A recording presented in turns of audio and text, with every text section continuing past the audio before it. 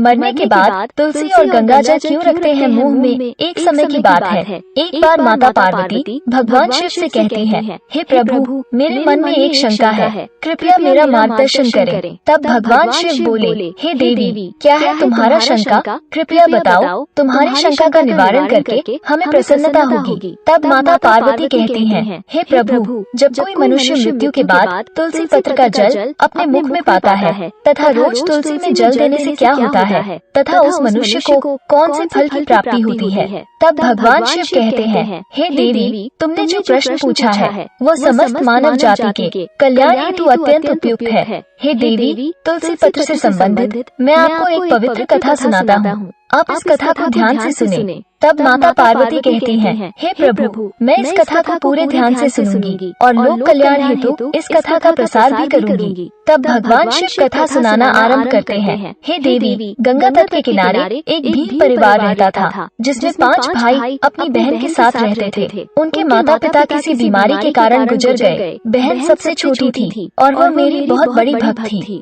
वो हर दिन सुबह तुलसी में जल चढ़ाती थी, नित्य रूप से पूजा पाठ करती थी। ये 5 भाई हर रोज जंगल में जाकर शिकार करते थे और जो भी मिले उसे घर लाकर पकाकर खाया करते थे। उनका यही नित्य काम था। और बहन घर के काम करके भाइयों की सेवा करती थी, उनके लिए खाना बनाती थी। फिर एक दिन उसका हाथ एक चाकू के कारण मछली को काटते हुए कट गया। फिर उसके हाथ से खून बहने लगा। तो उसने जब उस रक्त को दीवार से पोंछना चाहा तो सोचा कि भाइयों को इस बात का पता लगने पर उन्हें बुरा लगेगा। अगर कपड़ों से पोंछ लूं तो वो भी उनकी नजरों से नहीं बच सकता है। इसलिए उसने उस रक्त को मछली में ही डालकर मछली को पका लिया। और जब रात को भाइयों ने मछली को खा लिया तो वे उंगलियां चाटते ही रह गए। उन्हें वो खाना बहुत पसंद आया। फिर सबसे बड़े भाई ने बहन से पूछा कि आज खाने में क्या मिलाया है जो इतना स्वादिष्ट बन गया है? तो उसने कुछ भी नहीं बताया। फिर अगले दिन खाने का स्वाद पुराने जैसा ही था। इसलिए बड़े भाई ने बहन को कसम दिलाई कि उसने खाने में क्या मिलाया था। तब बहन ने अपने हाथ के रक्त के बारे में उसे बता दिया। तब बड़े भाई के कुटिल दिमाग में एक बुरा ख्याल आया कि क्यों न हम अपनी बहन को ही मार कर खा जाए, क्योंकि उसके रक्त की चंद बूंदे ही इतनी स्वादिष्ट थी। तो फिर उसका मांस कितना स्वादिष्ट और मुलायम होगा। फिर अगले दिन बड़ा भाई अपनी वह कुटिल योजना सारे भाइयों को बताता है और सबसे छोटे भाई को छोड़कर सारे भाई राजी भी हो जाते हैं। तब बड़ा भाई अपनी बहन की हत्या करने की साजिश करता है। दूसरे दिन वे सभी अपनी बहन की शादी कराने हेतु उसे दूसरे गांव चलने के लिए मना लेते हैं। फिर वे सभी अपनी बहन के साथ रास्ते की एक छोटी सी गुफा में ले जाकर उसे बांध देते हैं और उस पर बाणों से वार करना शुरू कर देते हैं। तभी उस स्त्री ने मन ही मन ईश्वर की प्रार्थना करते हुए कहती है, हे प्रभु, अब आप ही मेरी रक्षा करें। तब एक चमत्कार हो जाता है। सबसे बड़ा भाई बाण तो चलाता है लेकिन वह निशाना चूक जाता है। उसका निशाना बार बार चूक जाता है। फिर दूसरे भाई भी एक एक करके बाण चलाते हैं, फिर भी उन सभी का निशाना चूक ही जाता है। अंत में सबसे छोटे भाई को बाण चलाने को कहते हैं, किंतु वो मना कर देता है। तब सभी भाई उसे ही जान से मारने की धमकी देते हैं। तो उसकी बहन स्वयं मुझसे विनती करती हुई बोली, हे प्रभु, अब आप मेरे छोटे भाई की रक्षा करें और मेरे प्राण ले लीजिए। ऐसा कहते ही सबसे छोटे भाई का बाण बिना निशाने के ही बहन के सीने को भेद जाता है। तब वो 4 भाई अपनी ही सगी बहन को काट कर पकाते हैं और आपस में परोसते हैं और अंत में सबसे छोटे भाई को उसका सिर खाने को देते हैं। वो अत्यंत दुखी होकर मन ही मन बहुत रोता है और उसने अपने कपड़ों में एक मछली का टुकड़ा छुपा कर रखा था। तो उसने उस मछली को ही खाने में मिलाकर खा लिया। खाते समय उसने अपने पात्र के नीचे एक छोटा सा गड्ढा खोदकर उसमें अपनी बहन के सिर और हाथ पैर के टुकड़े डाल दिए। फिर वे सब वहाँ से चले जाते हैं। फिर दूसरे दिन छोटा भाई इस जगह पर आकर एक बांस का पेड़ अपनी बहन की याद में लगा देता है और उसे रोजाना पानी देता है। इसी तरह कुछ दिन बीत जाने के बाद एक साधु उस बांस के पास मल मूत्र त्यागने हेतु जाते हैं। तो वहाँ से आवाज आती है, हे साधु महाराज, आप इस जगह पर मल मूत्र का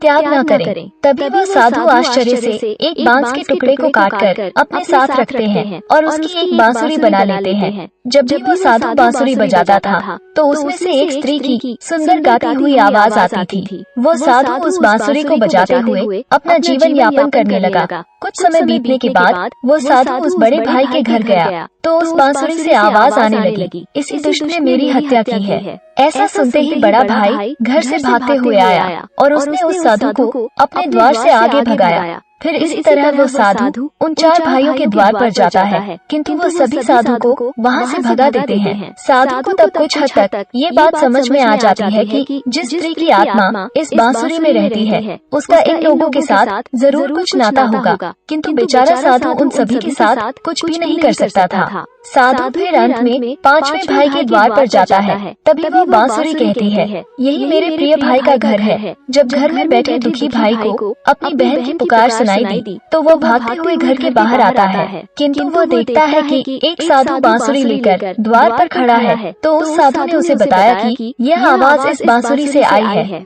तब वो भाई उस साधु से विनती करते हुए बांसुरी मांगता है। तब वो साधु उस बांसुरी को 5वें भाई को देता है और वहाँ से चला जाता है। फिर वो भाई अपनी बहन की आवाज वाली बांसुरी बजाता है तो वो कहती है, हे भाई मुझे पता है तुम मुझसे बहुत प्रेम करते हो, किंतु मेरी मुक्ति के लिए तुम हर दिन घर की तुलसी में जल चढ़ाओ तथा भगवान श्री हरि विष्णु की नित्य दिन पूजा पाठ करो। अपनी बहन की बातों को मानकर वो भाई नित्य दिन तुलसी में जल देता और घर में भगवान विष्णु की पूजा पाठ करता था। फिर एक दिन जब वो भाई तुलसी को जल देते हुए मन ही मन भगवान विष्णु के नाम का जप कर रहा था, तब स्वयं भगवान विष्णु उसी तुलसी के पौधे से उस गरीब भाई के घर में प्रकट हुए। फिर वो भाई तुरंत भगवान विष्णु की शरण में आया और सच्चे मन से स्तुति करने लगा। तब भगवान विष्णु ने उस भाई को तुलसी पत्र का जल उस बांसुरी में डालने को कहा और उसने भगवान विष्णु का नाम लेते हुए उस बांसुरी में तुलसी पत्र से जल डाला। तो भगवान विष्णु के आशीर्वाद से उस स्त्री का पुनर्जन्म होकर वो स्वयं उस बांसुरी से बाहर आ गई। तब उन दोनों भाई बहन को भगवान विष्णु ने तुलसी के संबंध में महत्वपूर्ण ज्ञान दिया था। फिर भगवान शिव कहते हैं, हे देवी, वो ज्ञान अब आप भी ध्यान से सुनो। तुलसी को देवी लक्ष्मी का ही रूप माना जाता है। तुलसी में हर रोज जल चढ़ाने से जीवन की सभी परेशानियां दूर होती है और सुख शांति आती है और धन का लाभ होता है। तुलसी में जल चढ़ाते समय चंदन का तिलक लगाना शुभ माना जाता है। तुलसी में जल चढ़ाने का सही समय सूर्योदय से लेकर उसके 2 से 3 घंटे बाद तक का ही होता है। तुलसी के पौधे में रविवार को जल नहीं चढ़ाना चाहिए। मंगलवार को तुलसी में जल चढ़ाने से भगवान विष्णु और देवी लक्ष्मी दोनों ही प्रसन्न होते हैं।